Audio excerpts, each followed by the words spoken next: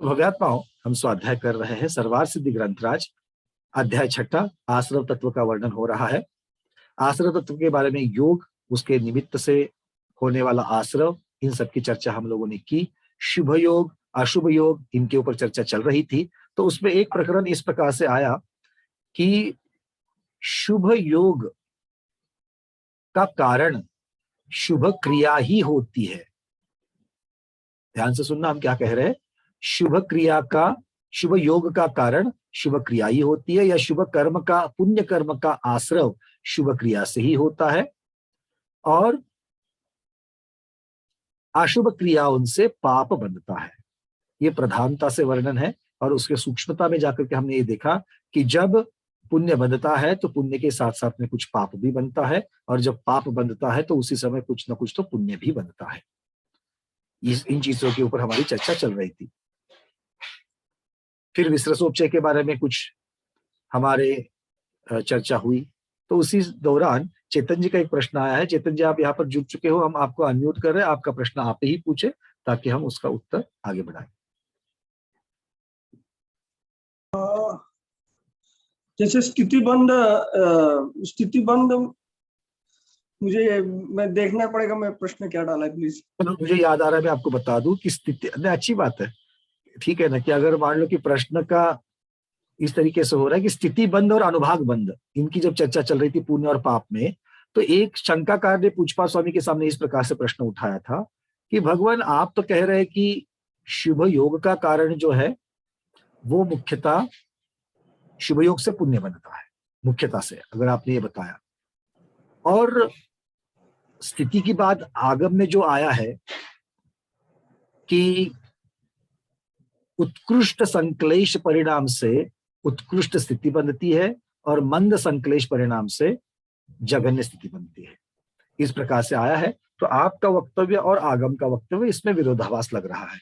तो आचार्य भगवान ने इस प्रकार से उत्तर दिया था कि नहीं, ऐसा नहीं है, क्योंकि आप स्थिति की बात कर रहे हैं और हम पुण्य और पाप की जब चर्चा कर रहे हैं तो मुख्यतः से अनुभाग की बात कर रहे हैं, फल देने की शक्तियां, जो कर्म का फल होता है उसकी चर्चा कर रहे हैं।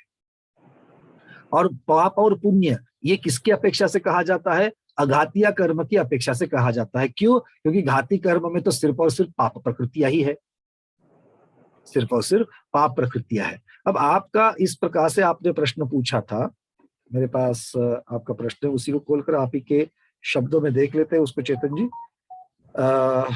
हाँ, स्थिति बंद तो हुआ पर अनुभाग बंद उतना नहीं हुआ। मतलब स्थिति तो पड़ी, ज्यादा स्थिति पड़ी, पर अनुभाग ज्यादा नहीं पड़ा। तो जो कर्म उस जीव ने बांधा, उस कर्म का फल जितना मिलना चाहिए उतना नहीं मिला, ये समझ में नहीं आया, है ना। अब देखिए, स्थिति मतलब क्या है कि कितने समय तक आपके साथ में वो कर्म रहेगा और आपको फल देता रहेगा। कर्म कब तक फल देता है? आबादा काल खत्म होते ही उदय आना शुरू होता है, और उदय के प्रथम समय से लेकर के वो सारा का सारा द्रव्य, परमाणु, कार्बन वर्गना, उस कर्म की जो बंदी हुई है वो आत्मा से अलग निकलने तक, पूरी बाहर जाने तक आपको फल दे रहा है। ठीक है, अलग अलग उदाहरण लेते हैं। सबसे पहले एक उदाहरण लेते हैं। एक बूंद तेल आपके हाथ पर गिरा, एक बूंद तेल एक हाथ पर गिरा, और दूसरे हाथ पर मान लो 4 चम्मच गिरा, बड़े बड़े 4 चम्मच दूसरे हाथ पर गिरा। अभी हमने किसकी बात करी? एक जगह पर एक बूंद की और दूसरी जगह पर 4 बड़े चम्मच तेल गिरा। तो तेल की अगर बात करें तो हमने किसकी बात की? उसके क्वांटिटी की, कितने परिमाण में, कितनी संख्या में तेल गिरा, इसकी चर्चा करी है या नहीं चेतन जी? अभी जो हमने की वो तो सिर्फ क्वांटिटी की है ना। इसको कहते हैं प्रदेश बंध। इसे क्या कहेंगे? प्रदेश बंध। अब दूसरा, ये तेल मेरे हाथ पर कितने समय के लिए रहेगा? दोनों हाथ पर पड़ा हुआ है, तो कितने समय के लिए रहेगा? वो जो एक बूंद पड़ी है वो मान लीजिए 2 मिनट तक रहेगी, और जो 4 चम्मच तेल पड़ा है वो मान लो 15 मिनट तक हाथ पर ऐसा ही रहेगा। हाँ। तो ये हमने बात किसकी करी? स्थिति। ठीक है। हाँ। अब तीसरे की बात करते हैं। अब वो एक बूंद जो है उसको मैं खौलते हुए गर्म तेल, बॉइलिंग ऑयल जो रहता है उसकी बोल रहा हूं मैं। और जो 4 चम्मच गिरा हुआ है वो नॉर्मल टेम्परेचर का, जैसे आपके किचन में रहता है नॉर्मल डब्बे में, वो वाला है। जब मैं खौलते हुए गर्म तेल की बात कर रहा हूं तो वो एक बूंद है, 4 चम्मच है, 5 मिनट के लिए रहने वाला है, क्या 15 मिनट के लिए रहने वाला है? इसकी चर्चा आपके दिमाग में आई? क्योंकि उसकी चर्चा अब यहां पर नहीं है। अब किसकी चर्चा है? उसके गर्म पने की, मतलब वो कितना घातक है, हाथ के लिए कितना घातक है, आपके लिए कितना घातक है, उसकी चर्चा चल रही है। अब ये क्या हो गया? ये हो गया अनुभाग बंध, मतलब उस तेल का प्रताप, उस तेल का फल क्यों आपके हाथ के संग रहने वाला है, इसके लिए। अब आप बताइए, स्थिति कितनी पड़ी यहां पर? 2 मिनट पड़ी है, दूसरे में 15 मिनट की पड़ी है, पर यहां पर अनुभाग तीव्र बना, एक और में अनुभूति, दूसरे पर अनुभाग मंद पड़ा। हाँ। तो स्थिति ज्यादा पड़ी पर अनुभाग मंद पड़ा, तो उसने नुकसान ज्यादा किया क्या? स्थिति, हाँ। स्थिति तो ज्यादा पड़ी, 15 मिनट रहने वाला तेल, किंतु वो गर्म नहीं है, अनुभाग मंद है। स्थिति ज्यादा है, अनुभाग मंद है, तो उसने ज्यादा नुकसान दिया क्या? नहीं। मतलब स्थिति से, और स्थिति ज्यादा है, अनुभाग कम है, नुकसान ज्यादा नहीं हुआ। अब दूसरे हाथ पर आइए, जहां पर स्थिति कम है, 2 मिनट के लिए है सिर्फ, पर अनुभाग तीव्र है, ओके। तो घातक बना। हाँ। तो ये दोनों उदाहरणों में स्थिति घातक है या अनुभाग घातक है? दोनों नहीं, स्थिति, कैसे? दोनों कैसे? कौन सी चीज ज्यादा होने पर घातक है? स्थिति ज्यादा होना घातक है या अनुभाग ज्यादा होना घातक है? जब दोनों की तुलना चल रही है तब, तो तुलनात्मक बात अनुभव, कर रहे हैं। अनुभव, अनुभव। बिल्कुल पक्का, सबके दिमाग में यही आ रहा है। वो तो चेतन जी का प्रश्न करके उनको हमने सामने रखा। हाँ, नहीं, ठीक है ना। हाँ। ठीक है, इसका मतलब ये हो गया कि चारों प्रकार के बंध में अब कौन सा बच गया था? प्रकृति। प्रकृति मतलब यहाँ पर क्या है? कौन सा भी कर्म, कर्म के, हाँ। अब यहाँ पर चारों प्रकार के बंध में अनुभाग बंध महत्वपूर्ण हो गया। किसके सामने? बाकी 3 बंध के सामने। बात समझ में आ रही है? बाकी के बंध ज्यादा भी है, क्वांटिटी अर्थात प्रदेश बंध ज्यादा है, तो भी मुझे फर्क नहीं पड़ा। यहाँ 4 चम्मच गिरा, यहाँ पर 1 बूंद ही गिरा है, उससे फर्क पड़ा नहीं। स्थिति एक की 15 मिनट है और दूसरे की बस 2 मिनट है, स्थिति ज्यादा कम होने से मुझे फर्क पड़ा नहीं। वो फल अनुभव, भाग से ज्यादा फर्क पड़ता है, क्योंकि अगर तीव्र अनुभाग पड़ा, क्वांटिटी कम है, मतलब प्रदेश बंध कम है, स्थिति कम है, थोड़े समय के लिए मेरे आत्मा के साथ रहने वाला है, किंतु अगर फल देने की तीव्रता अगर उसमें है, ये अशुभ कर्म की अपेक्षा से हम आपको कहा, क्योंकि ये घातक की अपेक्षा से कह रहे थे, तो वहां पर अनुभाग बहुत कारगर सिद्ध होता है। बात समझ में आ गई? क्लियर है? तो चारों प्रकार के बंध में अनुभाग बंध जो है वो ज्यादा घातक सिद्ध होता है। क्यों चेतन जी, ये क्लियर हो गया? हाँ। बस आचार्य भगवान यही कह रहे हैं कि यहाँ पर पुण्य का कारण शुभ योग है। पुण्य मतलब सुख, कम घातकता, और पाप मतलब ज्यादा घातकता। पुण्य मतलब कम घातकता, पाप मतलब ज्यादा घातकता, क्योंकि दुख ये ज्यादा बल वाली बात है और पुण्य ये उस हिसाब से कम दुख वाली या ज्यादा सुख वाली बात है। तो इसका कारण क्या है? तो ये अनुभाग की अपेक्षा, जब भी हम पुण्य और पाप, क्योंकि हमें दुख कौन देता है? दुख तो हमारे साथ लगा हुआ ही है, जन्म लेने से लेकर मरण होने तक हमारे साथ दुख लगा ही लगा है। पर अगर उसके बीच में बस थोड़े से समय के लिए अगर तीव्र पुण्य उदय में आता है, तो आपको वो याद रहता है कि नहीं रहता है? वो आपको सुखकारी होता है कि नहीं होता है? मतलब ज्यादा देर तक साथ में था वो याद रहा, या अनुभाग उसकी तीव्रता, जो फल देने की तीव्रता है वो ज्यादा याद रही? अब ये पुण्य क्या बोला, उल्टा कर लो। आपका भी वही। अच्छा चल रहा था, 2 बरस से मुझे कोई व्याधि नहीं, कोई नुकसान नहीं, बढ़िया से बिजनेस चल रहा है, विदेश में जा रहा हूँ, गाड़ियों में घूम रहा हूँ, सब लोग यश कीर्ति, सब लोग अच्छा बोल रहे हैं, सब कुछ ठीक चल रहा है। और उसके बीच में एक दिन ऐसा आया कि मैं बिस्तर से उठ भी नहीं पाया, इतने कमर में दर्द है मेरे, इतना कि पूछो मत, कि मैं उठ ही नहीं पा रहा हूं। तो 2 बरस के सुख के सामने ये एक दिन वाला तीव्र दुख याद रहता है कि नहीं रहता है? याद रहा, उसकी तीव्रता की वजह से याद रहा। तो स्थिति सुख की ज्यादा थी, स्थिति दुख की कम थी, किंतु तीव्रता सुख की कम थी, दुख की ज्यादा थी, इसीलिए याद रहा। ओके। तो चारों प्रकार के बंधों में अनुभाग बंध जो है वो महत्वपूर्ण रहता है, और उसी की अपेक्षा से यहां पर पाप और पुण्य कह रहे हैं। अच्छा, ये एक बात हो गई। और दूसरी बात, पाप और पुण्य ये अघातिया कर्मों में होते हैं, घातिया कर्मों में तो होते ही नहीं है।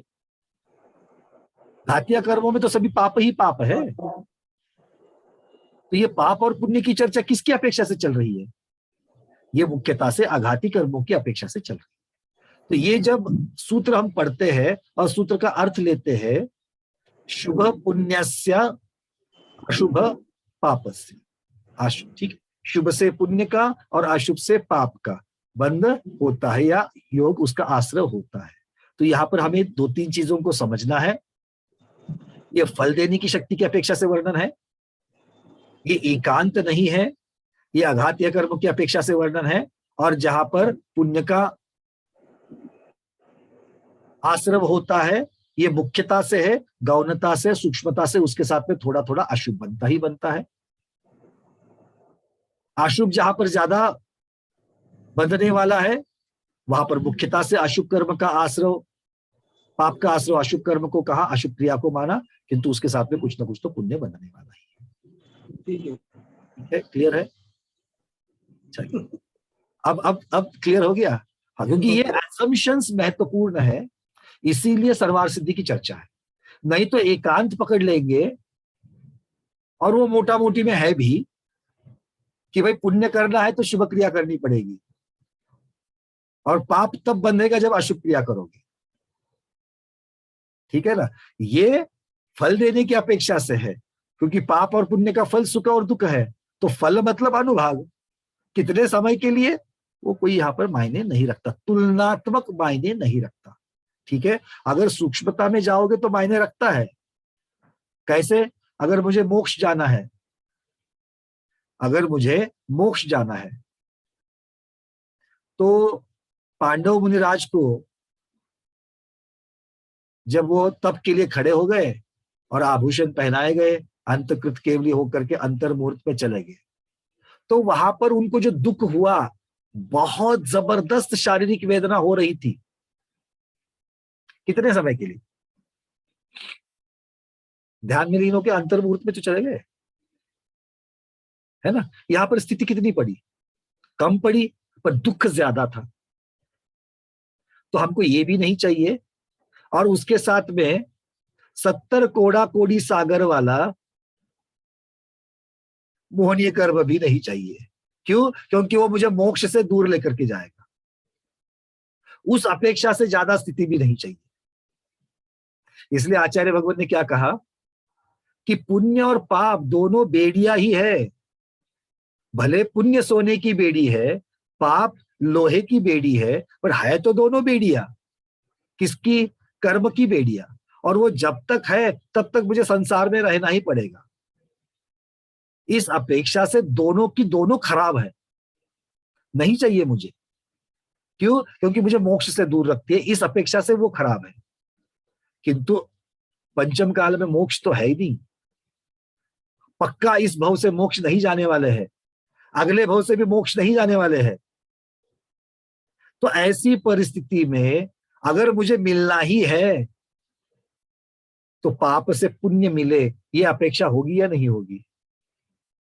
तो तुलनात्मक जब देखेंगे, इष्टता और अनिष्टता, इसकी अपेक्षा से जब देखोगे, तो मुझे इष्ट क्या होगा? पुण्य होगा। अनिष्ट क्या होगा? पाप होगा। क्योंकि पाप दुखदायक है, पुण्य सुखदायक है। क्लियर है? इसीलिए कोई भी एकांत विचारधारा वाला कितना भी कुछ कहे कि हमें पुण्य भी नहीं चाहिए और पाप भी नहीं चाहिए, आपको अंदर से ये समझना है, मैं अनेकांतवादी हूं, आप जो कह रहे हैं वो बात सही है, किंतु एकांत से नहीं है। इन अ गिवन सिचुएशन, अभी की परिस्थिति में, जब तक इस संसार में हूं, मुझे पुण्य चाहिए, क्योंकि पुण्य फला अरहंता, पुण्य की वजह से ही मैं अरहंत अवस्था तक जाने वाला हूं। बिल्कुल पुरुषार्थ करना पड़ेगा, घर में बैठे बैठे नहीं होंगे। बट अगर पुण्य साथ में देने वाला है, अंतरंग में अगर पुण्य की उत्पत्ति है, तो बहिरंग साधन मिलते ही मैं उसको जल्द से जल्द अरहंत अवस्था को प्राप्त कर सकता हूं, और इसीलिए मुझे पुण्य चाहिए। आप लोग जब जवान रहते हैं, है ना, जब पैसे कमाने की अवस्था थी हमारी सब लोगों की, तब हम लोगों ने पैसे जोड़ जोड़ कर, सेविंग कर करके, एफडी वगैरह बना के रखी, किसी ने कुछ इन्वेस्टमेंट करके रखी। क्यों करी? क्योंकि जब जरूरत पड़ेगी तो उसकी सहायता से मैं अपना निर्वाह कर सकूं, है ना। तो ये पुण्य की एफडी है, और कम काम में आएगी जब शपथ श्रेणी चढ़ना, आरोहण करोगे ना, छठे से पहले सातवें में जाना पड़ेगा, और उसके लिए पहला छठा लेना पड़ेगा, निगृंत महामुनिराज बनना पड़ेगा। तो निगृंत मुनिराज बनना इतने सीधी बात नहीं है, उसके लिए पुण्य की आवश्यकता है। बिल्कुल है, क्योंकि उपदेश से, गुरु को देखकर, देखा देखी में, लोगों की वाहवाह सुनकर सब लोग नमोस्तु करने के लिए आते हैं। ये बाह्य निमित्त देखकर क्षणिक वैराग्य हो सकता है, या घर के दुखों को, संसार के दुखों को देखकर क्षणिक वैराग्य हो सकता है, किंतु उस वैराग्य को टिका के रखना है। अगर लंबे समय का वैराग्य चाहिए तो अंदर से पुण्य ही चाहिए, उसके बिना संयम के भाव नहीं होते। पुण्य मतलब क्या है? विशुद्ध परिणाम। क्योंकि पुण्य किसे कहा है? पुण्य किसे कहा है? मंद संक्लेश को पुण्य कहा। तो मंद संक्लेश का अर्थ क्या होता है? विशुद्ध परिणाम जितने ज्यादा, उतने संक्लेश परिणाम कम। तराजू है। जब मंद संक्लेश होगा, इसका मतलब है तराजू में कौन जाएगा? विशुद्ध परिणाम बढ़ेंगे तभी तो मंद संक्लेश हो जाएगा। और विशुद्ध परिणाम किससे होंगे? विशुद्ध परिणाम किससे होंगे? बोलो भाई, आपके विशुद्ध परिणाम होते कि नहीं होते? अब तक कभी नहीं हुए? होते हैं ना, धार्मिक क्रिया करने से, षट आवश्यक पालने से, बिल्कुल होते हैं। किसी को अभिषेक करने के बाद में बुरा लगता है क्या? पूजन करके जब लौटते हो तो बुरा लगता है या अच्छा लगता है? बड़े 10 मिनट की पूजन की हो, नवदेवता का पूजन करके आ गए। नहीं तो सिद्ध चक्र विधान में बैठ करके घर जब आते हो, थके होते हो, सुबह नाश्ता नहीं, चाय नहीं, कुछ नहीं, और विधान से जब थके हारे आते हो घर को, एक बार भोजन करना है, भूख का समय चला गया, 4 बज गए, 3:30 बज गए, तो भी थकी हुई परिस्थिति में भी, कमर दुख रही है तो भी एक आनंद रहता है, एक अंदर खुशी रहती कि नहीं रहती है, कि मैं भगवान का पूजन विधान करके आ गया। तो इससे आपको आनंद होता है कि नहीं आता है? महाराज जी को, माता जी को आहार देने के बाद में बुरा लगता है या अच्छा लगता है ना? स्वाध्याय करने के बाद 1.5 घंटे का स्वाध्याय खत्म होने के बाद कैसा लगता है? कितने सारे लोग तो बोलते कि भैया खत्म हो गया, समझ में नहीं आता है। आपका तो पता नहीं, मुझे तो बड़ा आनंद आता है, इसलिए तो मैं हर रोज आता हूँ 1:30 बजे यहाँ, क्योंकि ये आनंद देने वाली बात है, उसको महसूस करने वाली बात है। किसी ने अभी मुझे परसों बोला, भैया आप विदेश में जाते हो तो भी आपने बिल्कुल रात में बैठ करके भी, वहां पर 10-11 बजे बैठ करके भी आपने स्वाध्याय किया। अरे क्यों ना करो, अगर वो मुझे आनंद देने वाली बात है। दिन भर की थकान के बाद में अगर कोई चीज अगर मुझे आनंद देती है तो क्यों ना करूं। स्वार्थी हूं भाई, गृहस्थ हूं, स्वार्थी हूं, आनंद देता है मैं करूंगा। और दुख की बात करें तो कमर दुखने में आनंद होता है किसी को? मानसिक पीड़ा, अपमान जब आपका होता है कई जगह पर, खरी खोटी सुननी पड़ती है, कोई सुना रहा है आपको, आपका वरिष्ठ है इसलिए सुना रहा है, ज्यादा पावर वाला है, सत्ता वाला है इसलिए सुना रहा है ना? जब तक सास की सत्ता थी तब तक सास, जिस दिन बहू की सत्ता आ गई, वो बहू की सत्ता, और बहू जब सास को बोलती, सास को अच्छा लगता है क्या? सुखदायक है या दुखदायक है? वही तो आचार्य भगवत ने कल कहा। क्या कहा? अशुभ वचन योग किसे कहा? खरी खोटी कहना, निंदा करना, चुगली करना, अपमान करना, वो क्या हो गया? अशुभ वचन योग हो गया। उससे मन में बुरे बुरे बुरे बुरे ख्याल आना, अशुभ मनोयोग हो गया। कमर दुख रहा है, शरीर दुख रहा है, नहीं तो अगर झगड़े में किसी को जाकर तब जाकर के उसको दबोच लूं, मारूं, कभी कभी तो ऐसे इतना गुस्सा आता है कि अंदर ही अंदर दांत भींच जाते हैं, ऐसा हो जाता है। ये सब काय की क्रिया दुख देने वाली है, आनंद देने वाली है ना? तो आनंद देने वाली क्रिया करनी चाहिए कि नहीं करनी चाहिए? सभी तो अभी हाँ ही कहते हैं। 1.5 घंटे में ऐसे बनते हो ना जैसे जन्म लिया बालक निरागस इनोसेंट रहता है। सभी ऐसे ही हाँ हाँ हाँ हाँ हाँ कहते हैं। एक बात पूछे, ईमानदारी से बताना, कल हमने बताया था किसी स्वाध्याय भगिनी के लिए उनके स्वास्थ्य की हेतु एक नमोकार महामंत्र की माला पढ़ना। कितने लोगों ने पढ़ी? कुछ हाथ ऊपर है, सारे हाथ ऊपर नहीं है। कुछ हाथ ऊपर है, बिल्कुल है, किंतु सारे के सारे नहीं हैं। और अभी थोड़ी देर पहले जब मैं कह रहा था कि सुख देने वाली धार्मिक क्रिया करनी चाहिए कि नहीं चाहिए, तब सारे के सारे हाँ बोल रहे थे। तो जो लोग नहीं कर पाए वो थोड़ा सा विचार करें, किसकी पॉइंट ऑफ व्यू से? सम्यक दर्शन की अपेक्षा से। क्योंकि मैंने आपको मालाएं क्यों जपने के लिए कही थी? उनके प्रति लोभ मोह के प्रति नहीं, उसमें अपना स्वार्थ था, मैं उसके माध्यम से, वो साधन है मेरे लिए, किसके लिए? मेरा सम्यक दर्शन दृढ़ करने के लिए। क्योंकि वात्सल्य भावना भाने के लिए ज्यादा प्रसंग नहीं मिलते। चतुर्विध संघ के प्रति वात्सल्य भाने के बहुत कम कारण मिलते हैं, उसमें से एक हमको मिल गया। तो उसको भाने से हमारा वात्सल्य अंग, वात्सल्य गुण, जो 8 गुणों में से एक गुण होता है सम्यक दर्शन का, वो पल जाता कि नहीं पल जाता? उससे मेरा सम्यक दर्शन बढ़ता कि नहीं बढ़ता? देखो, अपने ही घर में बैठना है, कहीं मंदिर जी में नहीं जाना था, कहीं बारिश में धूप में नहीं जाना था। पूरे दिन में जब हमको अनुकूल हो तब भरे पेट से, कहीं पर भी उपवास की बात, एकासन की बात नहीं हुई थी, रात्रि भोजन त्याग की बात नहीं हुई थी, कहीं पर कंदमूल त्याग की बात नहीं हुई थी। तो जो त्याग आपसे नहीं होते उनकी तो हमने चर्चा ही नहीं करी थी। आराम से बैठकर जिसको सिर्फ 10 मिनट लगने वाले थे, माला फेरनी थी। अगर उतना भी नहीं कर पाते हो तो भव्यात्माओं जाग जाओ।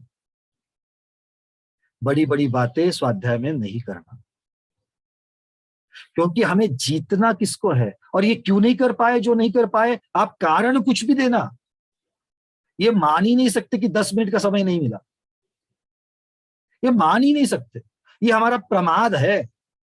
जो भी आप कारण बोलोगे ना, मैं नहीं पूछूंगा, आपसे नहीं पूछूंगा वो कारण क्या है। ये हमारा स्वयं को ऑडिट चल रहा है, सब लोग ध्यान देना इसको। कारण जो भी होगा वो प्रमाद है, वो प्रमाद के वश हमने नहीं किया। किसी दूसरी चीजों में, ये हो सकता है विकथा में उलझे रहे, हो सकता है निद्रा में उलझे रहे, हो सकता है किसी स्नेहवश किससे उलझे रहे, हो सकता है कषाय में उलझे रहे।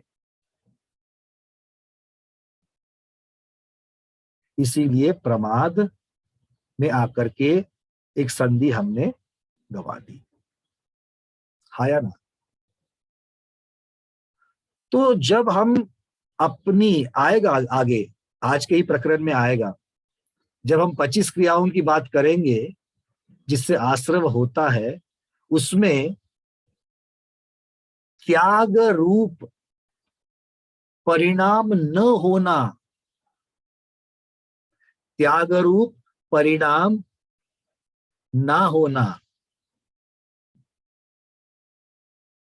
ये भी आश्रव का कारण है। तो ये तो त्याग ही तो था, 10 मिनट के लिए अपना संसार से समय निकाल करके उस पर लगाना था, है नहीं? हाँ, इतने गंभीर चेहरे नहीं करना, क्योंकि हम सब लोग छेदोपस्थापना वाले हैं। महावीर भगवान ने बोल के गए, उनको पूरा मालूम था आने वाली पीढ़ी क्या है, उन्होंने बिल्कुल बोल के गए। गलतियां करते हो तभी तो प्रतिक्रमण करते हैं। बस ये हर रोज की गलतियां हर रोज हमको पता चले, इतनी सी बात है, इतनी भावना भाता हूं। क्योंकि जिसको गलतियां पता ही नहीं चलती वो सुधरेगा कैसे? सुधरेगा या नहीं सुधरेगा? और सुधार, इसलिए गलतियां पता चलने के लिए 2 चीजों की आवश्यकता होती है, बिल्कुल, स्वाध्याय और गुरु का सानिध्य। ध्यान से सुनना, स्वाध्याय और गुरु का सानिध्य, दोनों में से एक भी मिल जाए ना, हमको अपनी गलतियां दिखना शुरू हो जाता है। माता जी के सामने, महाराज जी के सामने कोई भी साधु आ जाए, उनके सामने जब जाते हो, फर्क समझ में आता है कि नहीं आता है उनके और हम में? अपनी गलतियां दिखती कि नहीं दिखती है? अगर नहीं दिखती है तो जग जाओ भाई, दिखनी चाहिए, क्योंकि आपके सामने वो दर्पण आ जाता है ना? भगवान के सामने क्या होता है ना, वहां पर पूज्यता का भाव एकदम उच्चता पर होता है, और हम लोग बिल्कुल जगन्य अवस्था में बैठे होते हैं। तो हम लोग इनडायरेक्टली मान लेते हैं, साइकोलॉजिकल मान लेते हैं। क्या मान लेते हैं? हम तुच्छ है और वो उच्च है। एक बार ये दरी निर्माण हो गई ना, ये उच्चता और तुच्छता वाली, ये भी खराब होती है। क्योंकि इसमें इनडायरेक्टली हम मान लेते हैं हम तुच्छ है, और उसके साथ ये भी मान लेते हैं कि अब सुधरने का कोई चांस नहीं है। उससे अच्छा जो उच्च है उसको हम लोग नमस्कार करके निकल लेते हैं। इंप्रूवमेंट की बातें बहुत कम हो जाती है। बट जहां पर तुलनात्मक ये कम रहता है, कंपटीशन जिसको कहते हैं, जहां पर तुलनात्मक दोनों नजदीक नजदीक रहते हैं, वहां पर नीचे वाले को ऊंचे वाले के पास वो हासिल करने के लिए होड़ लग सकती है, वो भूख तैयार हो सकती है। वैक्सीन थोड़ा ज्यादा कष्टदायक तो नहीं हो रहा है? डोज थोड़ा ज्यादा तो नहीं हो रहा है? हाँ, डोज ज्यादा होना भी खराब चीज है। ठीक है, तो चेतन जी के माध्यम से आज की स्वाध्याय की शुरुआत कुछ अलग दिशा में चली गई, कोई बात नहीं है। हम सब लोग मिलकर के चेतन जी का भी अभिनंदन करते हैं कि आपकी वजह से ये चर्चा बाहर आई, पुण्य और पाप के बारे में कि हम लोगों ने ये सब चालू किया। अब चलते आगे, आचार्य भगवान को पूछा गया, भगवान आपने निर्देश की अपेक्षा आश्रव का कथन तो कर दिया, निर्देश की अपेक्षा आश्रव का कथन किया या नहीं किया? निर्देश मतलब स्वरूप, स्वरूप मतलब उसके बारे में जितना बता सकते उतना बताओ, कैसे होता है, किसके निमित्त से होता है, सारा कुछ हो चुका। अब स्वामित्व की बात करें, निर्देश के बाद क्या आता है? जग जाओ रे जग जाओ, सर्वार्थ सिद्धि के स्वाध्यायी जग जाओ, पहले अध्याय में पहुंच जाओ। निर्देश स्वामित्व साधनाधिकरण स्थिति विधानतः, है ना? तो निर्देश हो गया, अब आ रहे स्वामित्व की तरफ। सब जगह पर आपको यही दिखेगा। अब स्वामी किसके स्वामी? 3 लोक के स्वामी तो पता है, उनके लिए यहाँ पर कोई बात नहीं हो रही है, क्योंकि वो तो बिना आश्रव वाले हैं, वहां पहुंच गए। अब तो आश्रव के स्वामी कौन है? कौन होगा आश्रव का स्वामी? कथनचित जीव, कथनचित जीव, कथनचित अजीव, है या नहीं? क्यों चेतन जी? नहीं? अगर नहीं होता तो आज द्रव्याश्रव को अजीव की पर्याय मानते क्या? द्रव्य और पर्याय अलग होती है। पर्याय जिसकी होती है वो द्रव्य उसका स्वामी है कि नहीं है? अभी आपकी मनुष्य पर्याय चल रही है, स्वामी कौन है? अंदर बैठा हुआ जीव ही तो है, हाँ या ना? तो इस अपेक्षा से हम समझते हैं। अब आश्रव के स्वामी कौन है, यहां पर मुख्यता से जीव की बात चल रही है। भाव के आश्रव की अपेक्षा से यहां पर वर्णन हो रहा है। आप आचार्य भगवान को पूछा, भगवान आश्रव के स्वामी कौन है? स्वामी की अपेक्षा आश्रव के भेद कीजिए। अब स्वामी जीव और अजीव दोनों की अपेक्षा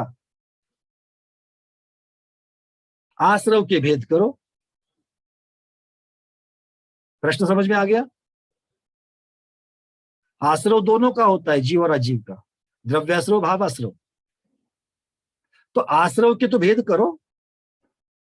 तो आचार्य भगवान कह रहे हैं, चलिए पहले आपको उसके दर्शन भी कराए। किसके?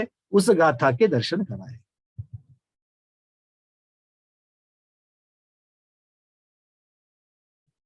एक मिनट, आपके पास यहां से हम फिर से शेयर करते हैं।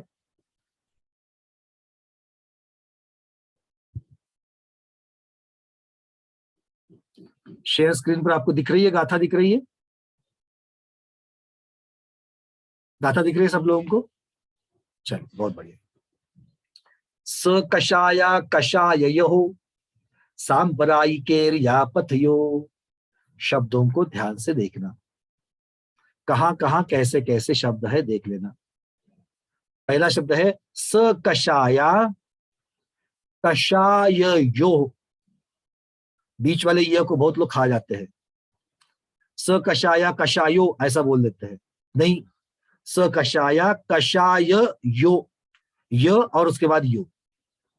ठीक है, ये फिसलन वाली जगह है, इसलिए हम आपको बता रहे हैं।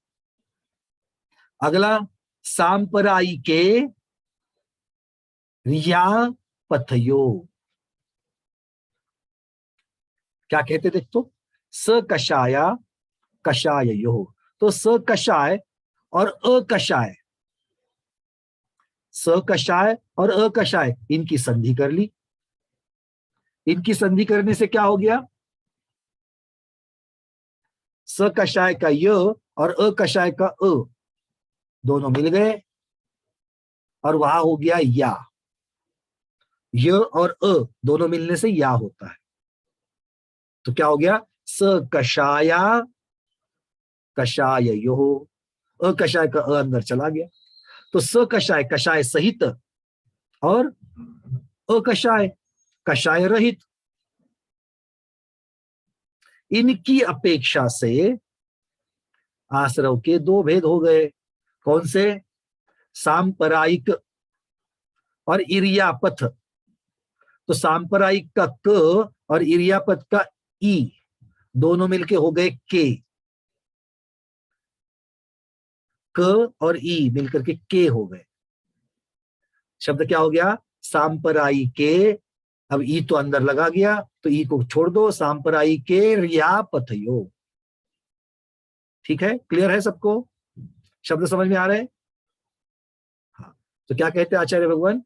कषाय सहित और कषाय रहित के निमित्त से, कषाय सहित होने से या कषाय रहित होने के निमित्त से आश्रव के दो भेद होते हैं।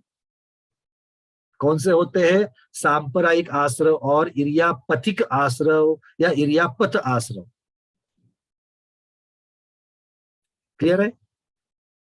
अब सांप्राय शब्द सांप्राय शब्द सांप्राय शब्द तो हमने पढ़ा हुआ है। सांप्राय शब्द कहां पढ़ा है?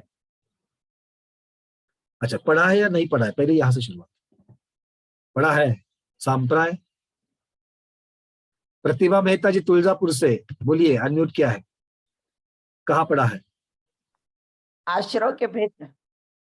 आश्रव के भेद में तो दीदी अभी नाम आ रहे हैं, इसके पहले आश्रव के भेद तो अभी हम पढ़ रहे हैं, उसमें सांप्राय शब्द आ गया। इसके पहले कभी सांप्राय शब्द आया है क्या? हमने कभी बोला है, सुना है, चर्चा की है?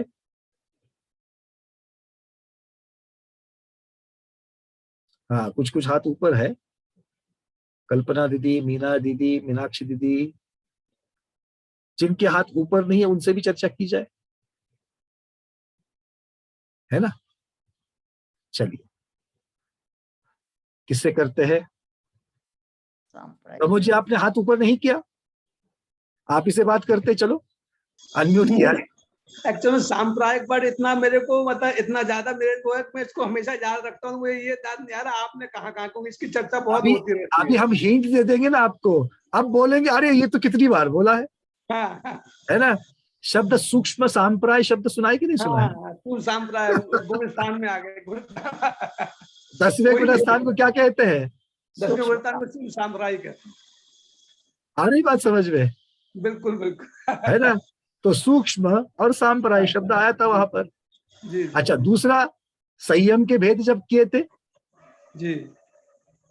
सामायिक, छेदोपस्थापना, हाँ, परिहार, उसमें भी विशुद्धि और सांप्रदाय में भी। सूक्ष्म सांप्राय, वहां पर भी सूक्ष्म सांप्राय शब्द आया था। वही तो चीज है अब ना। सबके चेहरे एकदम खुश, है ना? कोई बात नहीं, चलो। तो याद तो है सूक्ष्म सांप्राय, क्यों प्रतिभा दीदी, क्लियर है? आ रहा नहीं याद? गुणस्थान की चर्चा करी थी तब भी किया था। तो सूक्ष्म और सांप्राय, तो 10वें गुणस्थान में सूक्ष्म क्या होता है? सांप्राय शब्द को तो हम ढूंढ रहे हैं, जगह तो मिल गई कहाँ बोला था, अब अर्थ को भी तो ढूंढते हैं। तो 10वें गुणस्थान में सूक्ष्म क्या हो गया था? सूक्ष्म लोभ हुआ था, और लोभ मतलब कषाय, हाँ या ना? तो सांप्राय शब्द का अर्थ क्या होता है? कषाय। वही तो आचार्य कह रहे हैं, सकषाया। तो सकषाय और अकषाय इसके साथ में क्रम से लगा दो, सांप्रायिक और इरियापत। तो सकषाय वाला सांप्रायिक कहा जाता है। तो सांप्राय शब्द का अर्थ क्या होता है? कषाय। कषाय सहित होना अर्थात सांप्राय। क्लियर है? हाँ। और उससे फिर अकषाय, बिना कषाय वाला जो है वो इरियापत। अब इसका संबंध कैसे आता है इरियापत में, वो भी देखते हैं। अकषाय होना, बिना कषाय वाला होना, और इरियापत, इन शब्दों का क्या अर्थ है ये भी देखते। पहले सांप्राय वाले को तो निपटाते हैं, है ना? कषाय सहित होना मतलब सांप्राय, ठीक है? चलिए, आचार्य भगवान बोल रहे हैं, कषाय किसे कहते हैं? क्रोध, मान, माया, लोभ आदि जो है मुख्यता से ये कषाय कहलाते हैं। और कषाय शब्द का और एक अर्थ क्या होता है? क्योंकि सांप्राय शब्द क्यों आया, उपमा क्यों दी, इसकी चर्चा चल रही है। कषाय शब्द किसको, कर्नाटक वाले की बहुत सारे बैठे रहे यहां पर। कषाय, कषाय, कषाय किसे कहते हैं? सुबह सुबह समेत शिखर जी के चोपड़ा कुंड पर उकाड़ी मिलती है, मालूम है ना? ठंड में जाते हो वहां पर, हाँ, दर्शन करके आके नीचे पहले चोपड़ा कुंड का दर्शन करके वहीं पर बैठ जाते हैं प्रांगण में, है ना? इतना थक करके आते हैं ऊपर, अभी जाना है ऊपर। पहली टोंग कौन सी है? गणधर स्वामी की। उसके पहले थोड़ा सा गले के लिए काढ़ा लेते, उकाड़ी लेते ना। कोस्टल कर्नाटक जो है वहां पर उसको कषाय कहते हैं। सुबह चाय नहीं बोलेंगे वो लोग, चाय चाहिए कॉफी चाहिए नहीं पूछेंगे, थोड़ा कषाय लेते हैं क्या पूछेंगे। हमारे दोस्त लोग वहां पर जो आपका कुमटा वगैरह जो एरिया है वहां से थे, तो हम लोग बहुत बार वहां जाते थे उनके घर में। वहां से मूड बिद्री वगैरह नजदीक होता है, धर्मस्थल नजदीक होता है वहां से। तो जाएंगे तो वो हमारे जो मित्र थे उनकी माँ ने सुबह उठने के बाद बोला, पंकज जी थोड़ा कषाय लेंगे क्या? मैं डर गया, बोला मेरे खुद के कषाय मुझसे संभले नहीं जा रहे, दूसरे के कषाय कैसे ले लूं भाई? ऐसे ही पूछा, कषाय लेते हैं क्या? तो हमने पूछा ये क्या चीज है, तो दोस्त ने बताया भैया कषाय मतलब यहाँ पर काढ़ा होता है, थोड़ा सा कड़वा होता है, तेज होता है, तीखा होता है, इसलिए उसको कषाय कहते हैं। तो मुझे अब याद आ गया वो। तो कषाय शब्द किसके लिए वो लगाते हैं? दुख दे दे, कषाय शब्द को है ना जो कसे, आत्मा को कसे, वो कषाय। कसे मतलब दुख दे, कड़वाहट, कड़वाहट की अपेक्षा दुख। अब चाय पीने वाले को अगर सुबह सुबह कषाय दोगे तो उसको क्या लगेगा? दुख होगा या सुख होगा उसको? दुख ही तो होगा ना। चाहे मीठी चाय पीने की आदत है और कड़वा तेज तीखा अगर कषाय पीने के लिए दोगे तो कषाय नाम बिल्कुल सही है उसका। तो आचार्य यही कह रहे हैं यहाँ पर। आचार्य कह रहे हैं न्यग्रोध शब्द क्या लगाया यहाँ पर, न्यग्रोध शब्द लगाया। न्यग्रोध किसे कहते, किसी को याद आ रहा है शब्द? स्वाध्याय करते रहते हो आप लोग, तत्वार्थ सूत्र काफी बार पढ़ा है आप लोगों ने। देखो वरिता दीदी के हाथ ऊपर हो गए, सुरेखा दीदी के हाथ ऊपर हो गए। क्यों सुरेखा शाह दीदी अहमदाबाद से, क्या कहते हैं न्यग्रोध किसे कहते हैं? संस्थान। संस्थान में से एक। संस्थान मतलब कौन सा? त्रिलोक शोध संस्थान। है कौन सा संस्थान? त्रिलोक शोध संस्थान की बात कर रहे हो माताजी वाला, या फिर न्यग्रोध। महाराज वाला, नहीं भारती वाला नहीं, संस्थान? सम चतुर संस्थान जो 6 प्रकार के अच्छा, होते मतलब हैं। आकार वाला संस्थान बोल रहे हो? आकार। अच्छा अच्छा, संस्थान मतलब संस्थान नाम का जो नामकर्म होता है उसके जो 6 भेद होते हैं उसमें एक न्यग्रोध परिमंडल नाम का एक होता है। बहुत बढ़िया। तो तत्वार्थ सूत्र में आगे चल करके कर्म के भेद जब हम देखेंगे, कर्म प्रकृतियों का नाम, उसमें न्यग्रोध परिमंडल आता है। मतलब जिसके शरीर का आकार वटवृक्ष की जैसा हो, बरगद के पेड़ के जैसा हो, नीचे पतला ऊपर फैला हुआ, कमर से ऊपर फैला हुआ नीचे पतला, उसे न्यग्रोध कहते हैं। तो वहां तो आकार की अपेक्षा से बात है। यहाँ पर न्यग्रोध के फल की अपेक्षा से है। उसके फल बड़े विषैले कशैले होते हैं, दुख देने वाले होते हैं। इसलिए यहाँ पर न्यग्रोध की उपमा दी है। मतलब सब जगह से कषाय शब्द का अर्थ दुख देने वाला, कड़वा, ऐसा ही होता है।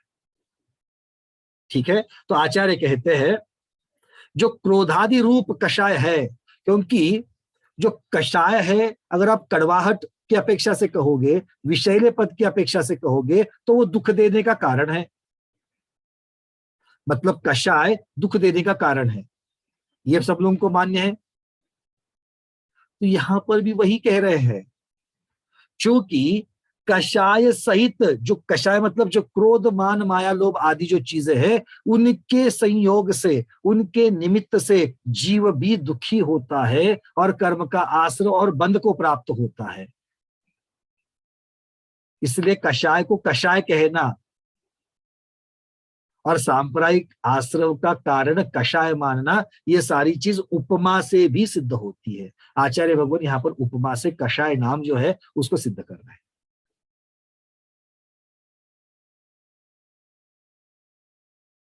आपके प्रश्न समझ में आ रहे हैं मुझे? क्या जरूरत थी सब करने की, है ना? सिर्फ इतना बता देते, क्या बता देते कि कषाय सहित होने वाला आश्रय सांप्राय। भाई ये सर्वार सिद्धि सिर्फ आप जैसे सम्यक दृष्टियों के लिए थोड़ी है। कोई चर्चा वाद निर्माण करने वाले जो मिथ्या दृष्टि है उनके लिए भी तो है ये आगम का ग्रंथ। आपके आगम में सांप्रायिक आश्रय किसको कहा है? कषाय वाले को कहा है। तो कषाय वाले को सांप्रायिक क्यों कहा? तो फिर वहां पर इस प्रकार की चर्चा आएगी कि कषाय क्यों कहा, उपमा से भी कषाय सिद्ध हो जाता है। क्योंकि ये न्याय वाली जो सिद्ध करने की चर्चा की जो बातें होती है, तो उसमें इन सब पैरामीटर से उसको सिद्ध किया जाता है, उपमा से, निमित्त नैमित्तिक संबंध से, कार्य कारण भाव से, इन सब कसौटियों से उनको सिद्ध किया जाता है। क्योंकि ये कसौटियां न्याय शास्त्र की कसौटियां, पैरामीटर्स। ठीक है। तो ये नाम क्यों दिया, ये नाम कैसे आया, इसको समझने के लिए ये सारी चीजें पूज्यपाद स्वामी के सर्वार्थ सिद्धि में आ गई है। और हमको भी यही समझना है, क्योंकि हमको तत्वार्थ सूत्र से आगे जाकर पढ़ना है। सबको समझ में आ गई बात? क्योंकि कषाय सहित जीव, कषाय की वजह से जो आश्रय करता है उसे मुख्यतः से सांप्रदायिक आश्रय कहते हैं। तो सांप्रदायिक आश्रय का स्वामी कौन हो गया? कषाय सहित जीव हो गया। और इरियापथ वाला कषाय रहित जीव ऑटोमेटिकली बचा हुआ उसके लिए जाता है। अब इरियापथ शब्द कैसे आया इसको भी जान लेते हैं। इरियापथ शब्द, इरिया शब्द की उत्पत्ति ईरणम, ईरणम इससे होती है। ईरण होना क्रिया, उसे इरिया कहते हैं। और पथ, पथ का अर्थ क्या होता है? योग, गति, पथ, द्वार। अलग अलग उसके नाम होते हैं। अर्थ क्या हो गया कि जो योग के द्वारा प्राप्त होता है,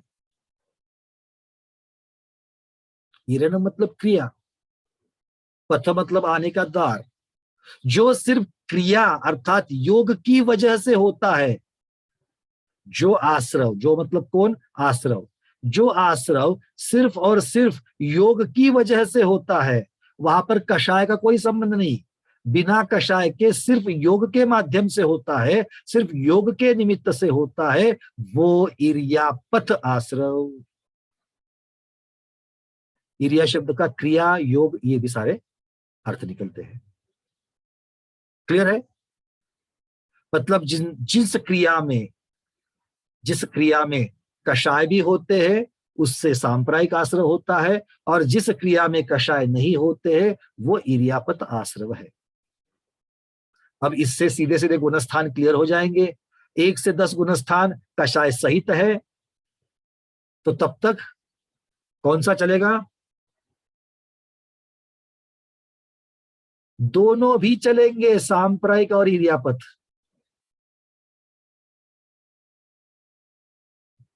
क्योंकि कषाय है और क्रिया भी तो है। और वहां से आगे 11वां, 12वां और 13वां गुणस्थान, उसमें कषाय नहीं है, वहां पर इर्यापत चलेगा। क्लियर है? तो 10वें गुणस्थान तक सांप्रायिक आश्रव कषाय की वजह से 4 प्रकार के बंध में से 2 प्रकार का बंध होता है। कौन सा? स्थिति और अनुभाग बंध। कितने समय के लिए आकर्म आत्मा के साथ चिपका रहेगा और क्या फल देगा, ये कषाय की अपेक्षा से डिसाइड होता है, और योग की क्रिया की अपेक्षा से। प्रकृति बंध मतलब कौन से स्वभाव का कर्म बंधेगा, इर्या मतलब ज्ञानावरणीय, दर्शनावरणीय, ये प्रकृतियां होती है, वो कौन से उसमें से 8 में से कौन सा बंधेगा, और कितनी क्वांटिटी में, प्रदेश बंध कितनी क्वांटिटी में होगा, इस प्रकार से होगा। अब चूंकि 2 उदाहरण लेते हैं। हमारे पास 2 दीवारें हैं। दीवार समझते ना, घर की दीवार होती है, दीवार। एक दीवार के ऊपर थोड़ा सा तेल लगा हुआ है और दूसरी बिल्कुल रूखी चिकनी है। रूखी, चिकनी मतलब स्मूथ, बिल्कुल रूखी, कोई तेल का अंश नहीं है। दोनों के ऊपर धूल आ गई है, दोनों दीवारों के ऊपर धूल आ रही है, तो कौन सी पर चिपकेगी और कौन से पर नहीं चिपकेगी? जो तेल युक्त है उसके ऊपर तो धूल चिपक कर बैठ जाएगी दीवार पर, और जिस पर रूखी है उसके ऊपर तो कोई धूल नहीं चिपकेगी, आकर टकराकर गिर जाएगी, है ना? तो यहां पर वो जो तेल है उसे कषाय मानना, दीवार को आत्मा मानना, और धूल को कर्म मानना। क्या क्या बोला? दीवार को आत्मा मानना, तेल को कषाय मानना, और धूल को कर्म प्रकृति या कर्म के उद्गल परमाणु मानना, कार्बन वर्गणा मानना। अब लगा लो, जो आत्मा कषाय सहित है उसके ऊपर कर्म परमाणु आएंगे और चिपके रहेंगे, और जो आत्मा कषाय रहित है उसके पास कर्म परमाणु आएंगे और टकराकर गिर जाएंगे, चिपके नहीं रहेंगे। दृष्टांत समझ में आ रहा है? इसका अर्थ क्या हो गया? हमने स्थिति किसको कहा था? आत्मा के साथ कितने समय तक लगे रहेंगे कर्म परमाणु, उसे स्थिति कहा था। अब इस उदाहरण में डाल दो, जो आत्मा दीवार है उसके ऊपर धूल आ गई और चिपक गई। चिपक गई मतलब ज्यादा देर तक रहने वाली है, तो स्थिति पड़ी कि नहीं पड़ी? कब पड़ी? तेल वाली दीवार पर पड़ी, मतलब कषाय वाली आत्मा पर कर्म की स्थिति पड़ी। और जो रूखी है, बिना तेल वाली, बिना कषाय वाली आत्मा है, उसके ऊपर स्थिति पड़ी क्या? नहीं, आ गई, एक समय के लिए टकराई और अगले समय, बिल्कुल अगले समय निकल गई। अब किसी स्वाध्याय का जो प्रश्न था, जिज्ञासा थी कि वीतराग अवस्था में कर्म बंध नहीं होता, ये किस अपेक्षा से कथन है? स्थिति की अपेक्षा से कथन है। क्योंकि पहले समय में आश्रव हुआ और अगले समय में निर्जरा हो गई, तो स्थिति बंद हुआ क्या? नहीं हुआ। वही तो आचार्य वहां पर कहते हैं। तो बंद नहीं होता, ये किसके अपेक्षा से कथन है? स्थिति और अनुभाग बंद नहीं होता, इस अपेक्षा से। ठीक है, क्लियर है? क्योंकि समय ही नहीं, एक समय, अगर कितनी देर तक आत्मा के साथ चिपके रहोगे? भैया चिपकेंगे ही नहीं। क्यों नहीं चिपकेंगे? उस दीवार पर तेल ही नहीं है, उस आत्मा में कशा ही नहीं है, तो चिपकेंगे नहीं। आएंगे, आने का कारण है, आएंगे, आने का कारण क्या है? क्रिया, मन वचन काय की क्रिया, वो तो हो रही है, वितराग अवस्था में भी हो रही है, 13वें गुणस्थान तक हो रही है, इसलिए कर्म का आश्रय हो रहा है। पर आश्रय होने के बाद आगे बंद की सारी प्रक्रिया नहीं हो रही है, निर्जरा को प्राप्त हो रहे हैं। क्लियर है? तो इस प्रकार से आचार्य भगवान हमें सांप्रायिक और इरियापत आश्रय के बारे में कह रहे हैं। आगे चल करके बोलते हैं कि मिथ्या दृष्टि आदि कषाय सहित जीव, अकेले मिथ्या दृष्टि नहीं होते हैं, सम्यक दृष्टि भी कषाय सहित होते हैं, किंतु मिथ्या दृष्टि आदि कहा, आदि मतलब सम्यक दृष्टि आदि बाकी वाले भी, अणुव्रति, अव्रति, महाव्रति, ये भी जब तक कषाय सहित है तब तक उनके सांप्रायिक कर्म का आश्रय होता है, तथा उपशांत कषाय, सूक्ष्म क्षीण कषाय, उपशांत कषाय और क्षीण कषाय और संयोग केवली अवस्था में सिर्फ और सिर्फ इरियापत आश्रय होता है। क्लियर है? समझने के लिए इजी है, पर उसके अंदर की जो सूक्ष्मता है वो हम लोगों ने देख ली। अब इसके लिए एक क्या कह सकते हैं उसको, एक चित्र के माध्यम से, इसको चार्ट के माध्यम से भी हमने बनाया हुआ है, जो आप किस स्क्रीन पर लेकर के आते हैं, एक बार उसको भी देख लेते हैं। ये क्या है? ये रिवीजन के लिए इजी है। रिवीजन के लिए सारा टेक्स्ट पढ़ते नहीं हम लोग, पूरा एक पन्ना कौन पढ़ेगा, समय किसके पास है? तो एक चार्ट देखेंगे तो समय में आना चाहिए। क्या है चार्ट? देखो क्या कहते हैं, आश्रव के रूप दो है, रूप मतलब पर्याय दो है। कौन सी है? सांप्रायिक आश्रव, इरियापत आश्रव। सांप्राय अर्थात कषाय सहित योग, इसका कारण है, और इरियापत आश्रव में कषाय रहित योग, उसका कारण है। सांप्रायिक आश्रव संसार का प्रयोजन है, संसार का कारण है, संसार में भटकाने के लिए कारण है, गति गति में भटकाने का कारण है। और इरियापत आश्रव नहीं, इरियापत आश्रव वो है जो सिर्फ योग के माध्यम से आते हैं और बिना स्थिति के निकल जाते हैं। तो संसार में हमें कौन अटकाता है? कर्म। संसार में कौन अटकाता है? कर्म अटकाता है। कर्म तो बंधेंगे तब अटकेंगे। कर्म क्यों बंधेंगे?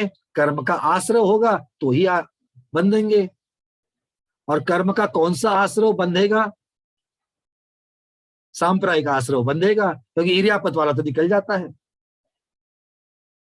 और सांप्रायिक आश्रय का कारण क्या है? कषाय। मतलब घूम फिर करके हम संसार में क्यों है? कषाय के कारण। कर्म को तो यूं ही बदनाम किया है, संसार में किसके कारण है? कषाय के कारण है। और कषाय मतलब क्या? राग द्वेष मोह, है ना। इसीलिए हम कहते हैं मोहनलाल जी जो है ना, उनसे बच के रहे ना, वही हमें संसार में अटकाते हैं। क्लियर है? तो हमारे राग द्वेष सहित परिणाम, तो अगर संसार में नहीं रहना है तो क्या करना पड़ेगा?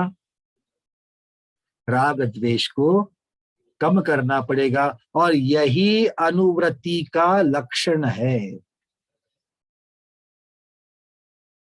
महाव्रत तो आगे की बात है, यहां पर सारे अनुवृत्ति है, तो हम अनुवृत्ति की तो चर्चा कर रहे हैं, है ना। महाव्रती ने कैसे रहना चाहिए, उसके लिए हम पहले महाव्रती बने फिर उनकी चर्चा करें। अभी तो अनुव्रति तो अनुव्रत लेने से पहले जितना राग द्वेष करते थे उससे कम राग द्वेष अनुव्रत बन लेने के बाद होना चाहिए। अच्छा हो गया भैया आपने बोल दिया, अब आपसे आज से अनुव्रत नहीं लेंगे, क्योंकि अनुव्रत लेंगे तो फंस जाएंगे, राग द्वेष को कम करना पड़ेगा, है ना। कोई बात नहीं, तो अनुव्रत ले, क्योंकि तभी तो अनुव्रत सफल होंगे। क्योंकि आज से कल हमारा ज्यादा संयम रूप होना चाहिए, जाया व्रत रूप होना चाहिए, पाप से ज्यादा दूर होने वाला होना चाहिए, संसार से दूर और मोक्ष के नजदीक जाने वाला चाहिए, रत्नत्रय की वृद्धि करने वाला चाहिए। ये सारी चीजें सिर्फ चर्चा करने से होगी क्या? नहीं, है ना। उदाहरण देते हैं, राग द्वेष कम करना मतलब क्या करना। सुंदर उदाहरण था, अभी हमने समोसरण विधान में देखा, बड़ा आनंद आया मुझे। और आनंद इसलिए आया क्योंकि बहुत अच्छे लोगों के साथ, जीवों के साथ, भव्यात्माओं के साथ में हमने वहां पर विधान करा, पूजा अनुष्ठान करी। जहां पर असुविधाएं थी उन असुविधाओं में उन्होंने द्वेष नहीं किया। मेरे रूम में पानी नहीं आ रहा है, कोई बात नहीं, मैं पहचान वाले के रूम में जाकर नहा करके वहां पर 5:15 बजे रेडी। ये क्या हो गया? असुविधा के प्रति द्वेष नहीं किया। ये किसका लक्षण है? ये तो व्रती का लक्षण हो गया। आ रही बात समझ में? इस प्रकार से ठीक है, भोजन में नमक थोड़ा कम है, तो नमक कम है तो हम तो यही करते हैं, अगर नमक कम है एक तो बात है, ऊपर से नमक डाल सकते हैं कि नहीं डाल सकते? ये तो नॉर्मल हो गया। ये क्या हो गया? ये प्रकृति हो गई। और इस प्रकार सोचना, अच्छा हो गया आज नमक कम हो गया, उससे मुझे रसना इंद्रिय का संधि मिल गई, रसना के ऊपर इंद्रिय विजय करने की संधि मिल गई, अपने आप मिल गई। इस प्रकार सोचना ये हमारी क्या कहलाएगी? वैराग्य वृत्ति कहलाएगी। ठीक है, क्लियर है? बस हमें स्वाध्याय का फल यही लेना है, इसी की तरफ बढ़ना है। आगे बढ़ते हैं थोड़ा सा। अब आगे चल करके आचार्य भगवत, यहां से शेयरिंग तो निकल गई है मेरे ख्याल से, आगे बढ़ते हैं। अब यहां से आगे और एक चार्ट हम आपको लेकर के आ रहे हैं जो हमें इन सारी सांप्रायिक और इरियापत इसके बारे में और समग्र इंफॉर्मेशन दे रहा है, सारी इंफॉर्मेशन एक जगह दे रहा है। क्या है देखिए चार्ट, ये चार्ट बड़ा महत्वपूर्ण है, इसको देखेंगे तो सूत्र का सारा सार इस चार्ट में आ चुका है। सबसे पहले सांप्रायिक आश्रव का स्वामी कौन है? कषाय सहित जीव, यहाँ पर जीव की अपेक्षा से मुख्यता से वर्णन है। इरियापत का स्वामी कौन है? इरियापत आश्रव का कषाय रहित जीव। हेतु अर्थात कारण, सांप्रायिक आश्रव का कारण क्या है? तो मिथ्यात्व, अविरति, प्रमाद, कषाय और योग। मुख्यता से योग, गौणता से बाकी सारे। कैसा योग? कषाय सहित योग, मिथ्यात्व सहित योग, अव्रत सहित योग, प्रमाद सहित योग। आ रही बात समझ में? मुख्यता से योग और बाकी उसके विशेषण है। तो ये सांप्रायिक आश्रव कराने में अर्थात संसार में भटकाने के कारण है।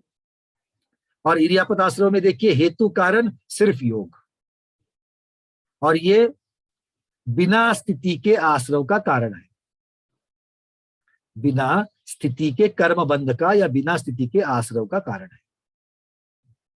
अब कितने प्रकार का बंध होता है सांप्रायिक आश्रव से? सभी प्रकार का होता है, चारों प्रकार का होता है। प्रकृति, स्थिति, अनुभाग, प्रदेश।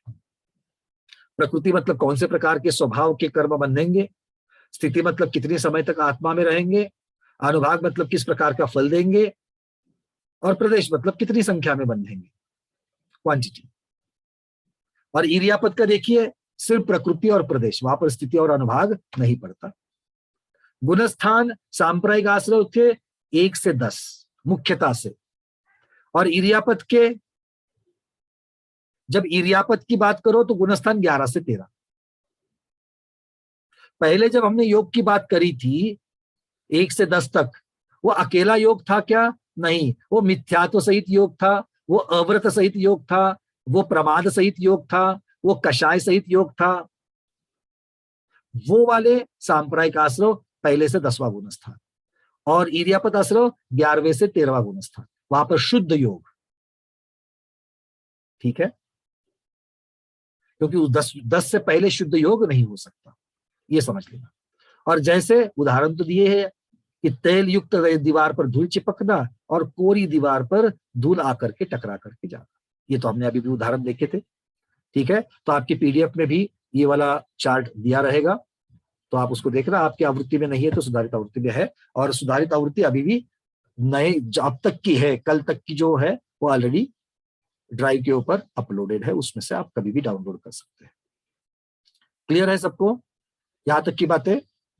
चलिए, ये सांप्रायिक आश्रव और इरियापद आश्रव की जो बात है वो हो गई। अब थोड़ा सा विशेष कुछ चर्चा तो चलेगी, क्योंकि सर्वार्थ सिद्धि है, शंका समाधान तो होगा, आचार्य भगवान को पूछा तो जाएगा, और फिर आपके प्रश्नोत्तर भी लेंगे।